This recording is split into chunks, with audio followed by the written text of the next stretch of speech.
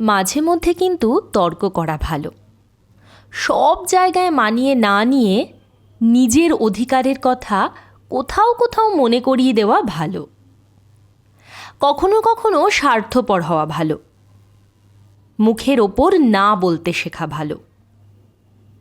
ঝুঁকে থাকা যেখানে বন্ধুত্বের নয়, বরং আপনার দুর্বলতার প্রতীক হয়ে দাঁড়ায়, সেখানে মাথা উঁচু রাখাই ভালো।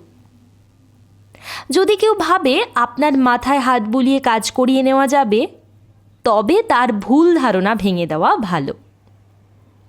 সহজ থাকা ভালো, সরল থাকা ভালো, কিন্তু মানুষ বুঝে, জায়গা বুঝে। ভুল জায়গায় বা ভুল মানুষের কাছে সহজ সরল থাকলে নিজের জীবনটা কিন্তু জটিল হয়ে যায়।